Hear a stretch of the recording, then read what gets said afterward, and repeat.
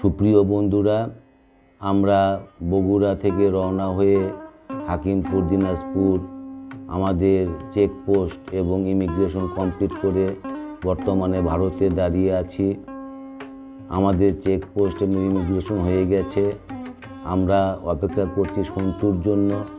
সন্তু তার কার নিয়ে আমাদের এখানে আসবে। আমরা তার কারে চড়ে গয়ার উদ্দেশ্যে রওনা দেব।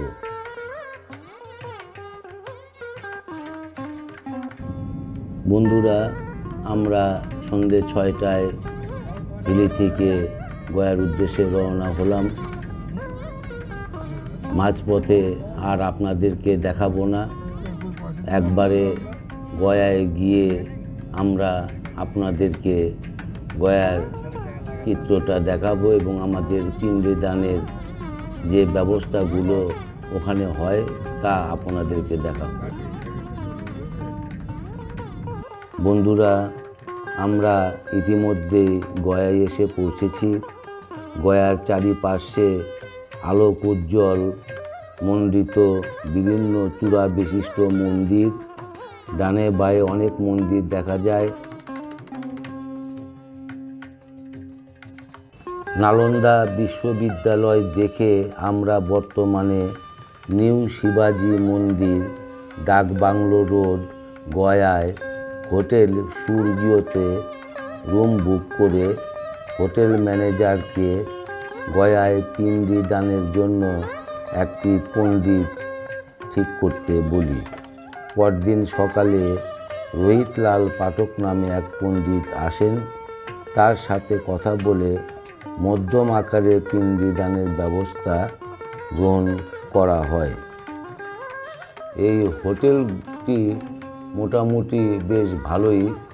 নিচেই রয়েছে তাদের খাবারের হোটেল, আর পাশ দিয়ে সিঁড়ি। এইটা রিসেপশন। ইনি সেই ম্যানেজার। পরদিন সকালে মুন্নালাল পাঠক নামে একজন পণ্ডিত মশাই আসেন এবং আমাদেরকে হোটেল থেকে নিয়ে তার ডেরায় যান। এখানে আমার নাম ঠিকানা লেখা হচ্ছে। বাবার নাম সন্তোষ কুমার। হাতে নারকেল ধরিয়ে দিয়ে আমাকে সম্প্রদান করাচ্ছেন। আপনারা একটু সম্প্রদানের মন্ত্রটা শুনুন। পণ্ডিতলাল পাঠক ব্রহ্মকল্পী ব্রাহ্মণায় অহং সম্প্রদদে ওম স্বস্তি। গতকালকে যে পণ্ডিত মহাশয়ের সঙ্গে আমার কথা হয়েছিল, এই যে ইনি সেই পণ্ডিত মহাশয়। ইনি আসলেন। এখন এসে ইনি কি করেন সেটা আপনারা দেখুন।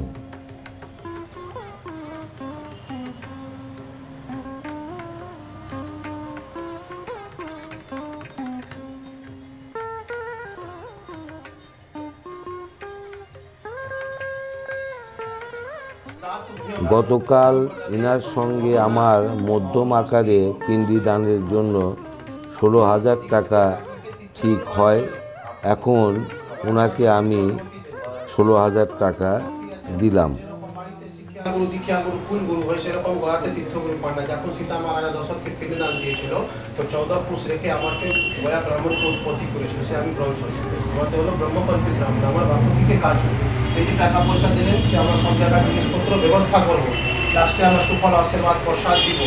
আপনাকে আমার সঙ্গে পুষতে হবে, আমার মা বাবু ধার হলো, যখন আমরা বলবো তখন ধার নেই, তো তখন সেইয়া দান হবে, সহজ দান হবে। তো আমার দান দক্ষিণা যেটা আপনার শক্তি সমর্থ আমার দিবা হবে, সেটা লাস্টে আমাকে দিতে হবে। আমাদের ঠাকুরমশাই সব জায়গায় নিজের কাজ করে লাগবে। ব্রাহ্মণের ভোজন দক্ষিণা কোনো রেটটা 1,000 দিন, 2,000 দিন, 10,000 দিন, নিজের ইচ্ছা ব্রাহ্মণের খাবার দিতে লাগে। এইদিকে ওদিকে আছে সব জায়গায় কয়বার খেতে দিতে হবে, কয়বার খেতে দিতে হবে, লাস্টে যা সব কাজ করে দিব। তার কারণে বলেছিল তো শেষে যখন এখানে আমরা কাছে আসবেন 10টা ব্রাহ্মণ, 11টা, 7টা যেটা ব্রাহ্মণের সেবা দিবেন, সে লাস্টে এখানে এসে দিতে হবে।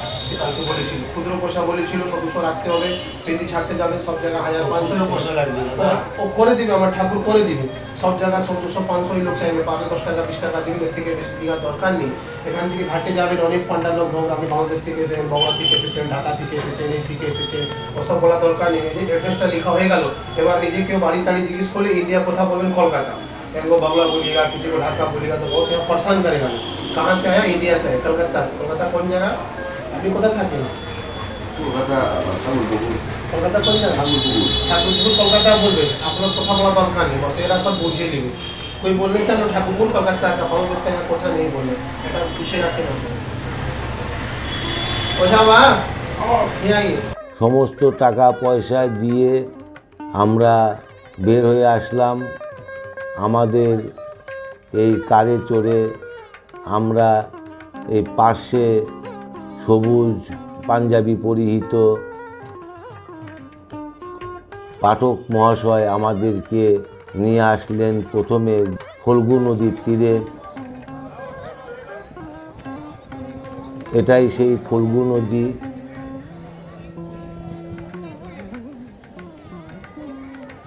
এখানে এসে আমাকে উনি বসালেন। আপনারা একটু ফল্গু নদীর চিত্রটা দেখুন।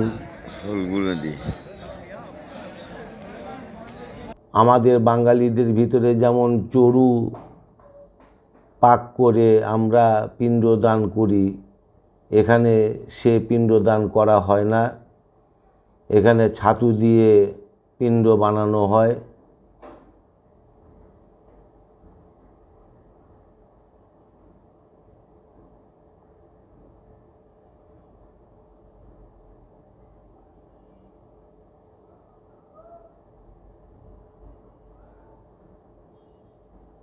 ছাতু দিয়েই উনি আলপনা আঁকলেন।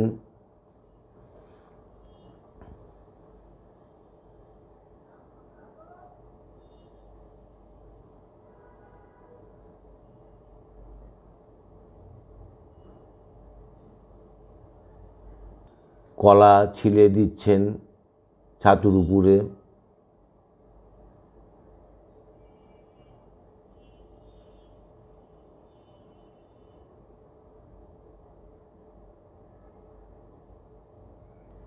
আমাকে মাখতে বললেন, আমি মাখছি।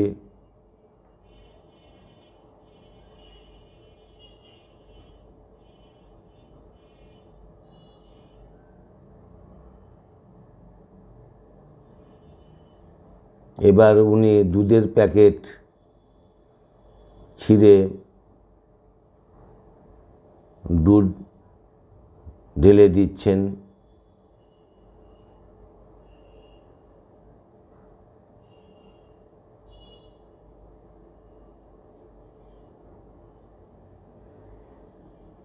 এটা সম্ভবত কুশ।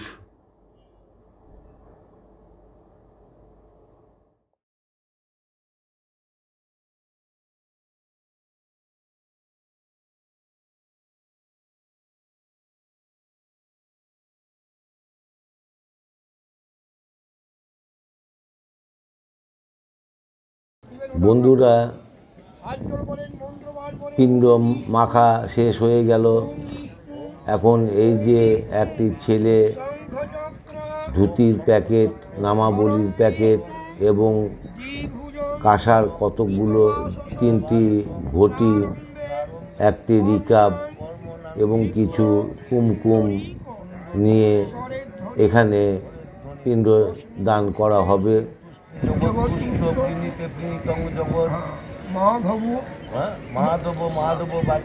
আগে সংকল্প চলছে।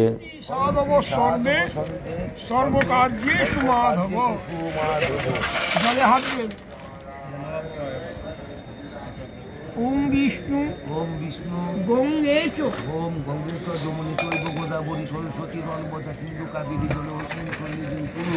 3 বার মাথা জড়বেন। ওম বিষ্ণু ওম বিষ্ণু ওম বিষ্ণু অপবিত্র ওম অপবিত্র পবিত্র বা সর্বাবস্থাঙ্গবিভাজস্বরে পুণ্ডরিকাক্ষং সমজ্জাবধাং। ওম শুচি ওম শুচি ওম শুচি। জলটা হাতে নেই। ওম বিষ্ণু ওম বিষ্ণু ওম বিষ্ণু ওম বিষ্ণু ওম বিষ্ণু। ওম বিষ্ণু। হাতটা ধরে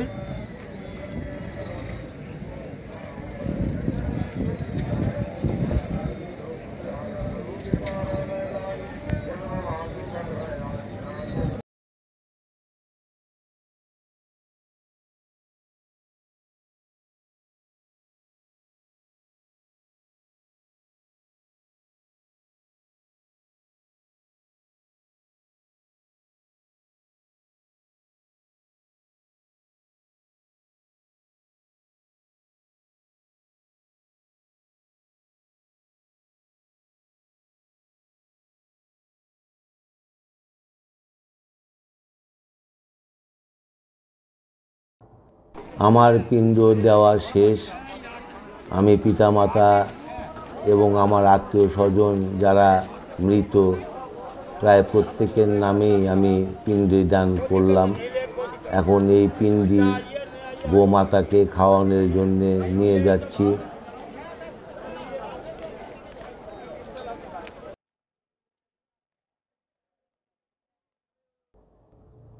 প্রভুর দয়ায় গোমাতা আমার দেয়া পিণ্ডি গ্রহণ করলেন, দেখে খুব ভালো লাগলো।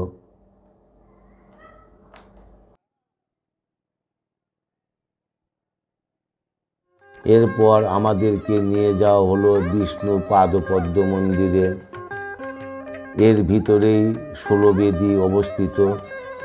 বিষ্ণু পাদে আমরা পিণ্ডি দেওয়ার পরে 16 বেদীতে পিণ্ডি দান করব, কিন্তু বিষ্ণু পাদ মন্দিরে ক্যামেরা বা মোবাইল ডিএসএলআর এখানে কোনো ছবি তুলতে দেওয়া হয় না, যার কারণে আমি আপনাদেরকে বিষ্ণুর মূর্তি বা ভিতরে 16 বেদী দেখাতে পারলাম না।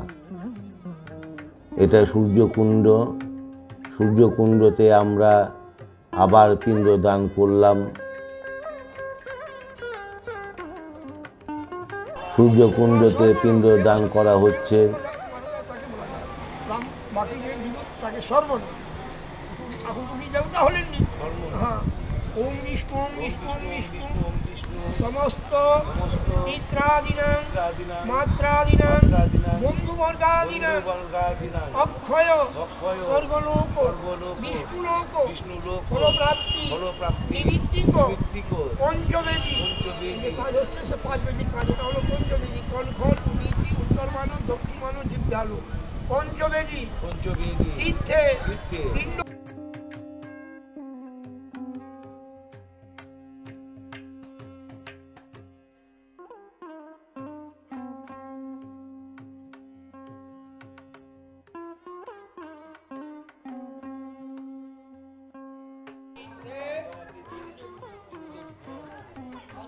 হে ব্রহ্মা হে বিষ্ণু হে মাধব।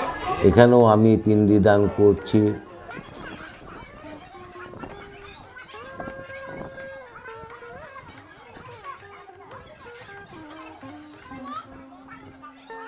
সীতাকুণ্ডে আমি পিণ্ডি দান করে মা সীতার কূপ, যেখানে মা সীতা স্নান করতেন, সে কূপ দেখা যাচ্ছে। আমি সেই কূপ থেকে 1 বোতল জল নিলাম বাড়িতে নিয়ে আসবার জন্য।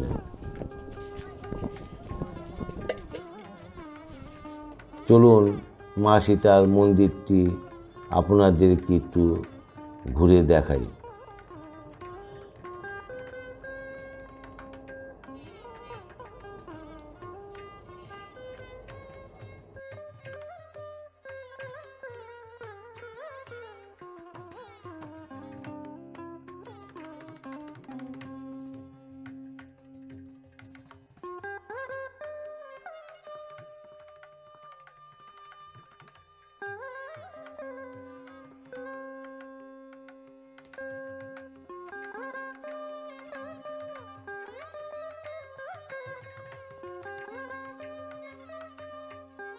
বন্ধুরা, আমি এখন পিণ্ডি দান করছি রামকুণ্ডে, যেখানে পরম পুরুষ রাম পিণ্ডি দান করেছিলেন।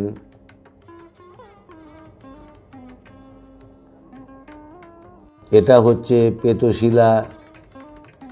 এই প্রেতশিলায় যারা অপঘাতে মৃত্যুবরণ করে তাদের জন্য এখানে পিণ্ডি দান করা হয়।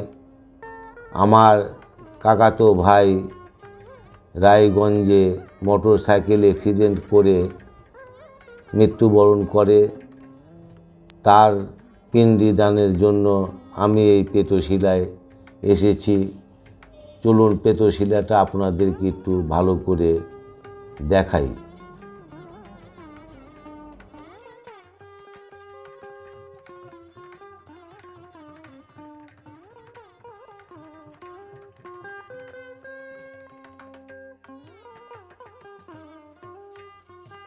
প্রেতশিলায় পিণ্ডি দান করলাম। এটাই সেই প্রেতশিলা, প্রায় 1500 ফিটের মতো উপরে উঠতে হয়। তবে যারা অসমর্থ তারা মাঝপথে একটি মন্দির আছে, সেখানেও পিণ্ডি দান করতে পারে। আমি এই মাঝপথেই পিণ্ডি দান করলাম।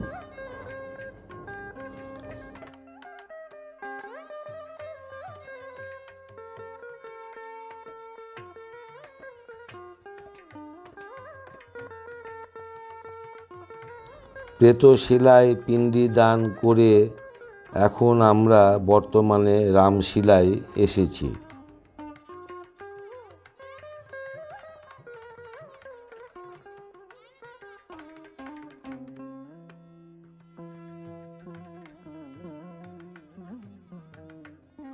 রামশিলায় আমি পিণ্ডি দান করলাম।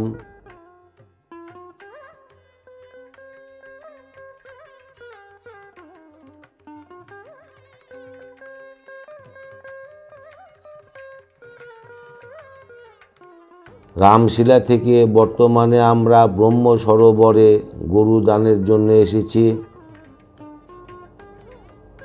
এখন গরুর লেজ ধরে পণ্ডিত মহাশয় আমাকে মন্ত্র পাঠ করাচ্ছেন।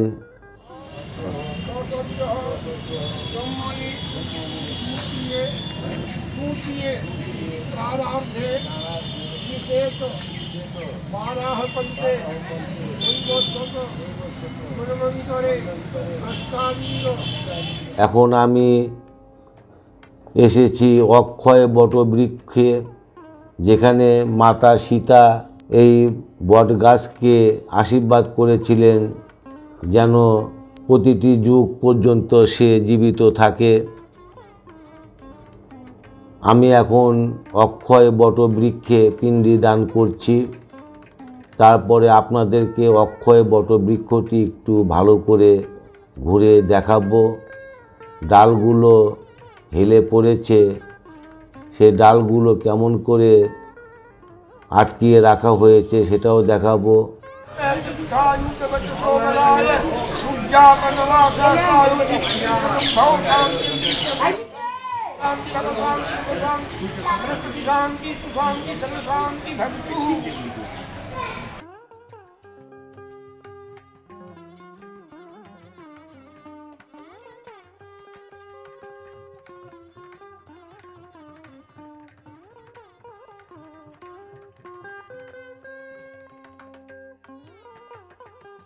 অক্ষয় বটবৃক্ষে সাদা ধুতি এবং ফতুয়া পরিহিত একটি পুরোহিতকে আপনারা দেখতে পাচ্ছেন। এনার কাছে পিণ্ডি দান দিয়ে যেতে হবে। অক্ষয় বটবৃক্ষকে প্রণাম করে এনাকে কিছু দক্ষিণা দিয়ে এখানে একটি ফল সারা জীবনের জন্য ছেড়ে দিতে হয়। আমাকে সেই কথাটি পণ্ডিত মহাশয় বলছেন। আমি বেদেনা খাওয়া একেবারে ছেড়ে দিলাম পিতামাতার জন্য।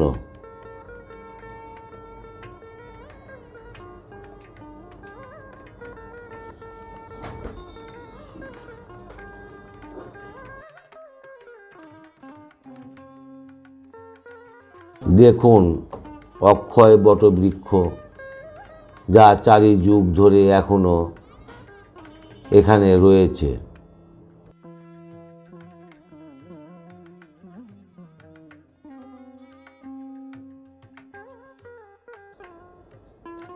বন্ধুরা, ব্রহ্ম সরোবর ও অক্ষয় বট বৃক্ষে পিণ্ডদান শেষে পণ্ডিত মুন্নালাল পাঠক আমাদেরকে মূল পণ্ডিত রঞ্জিত লালের বাঁশবাটিতে নিয়ে আসেন।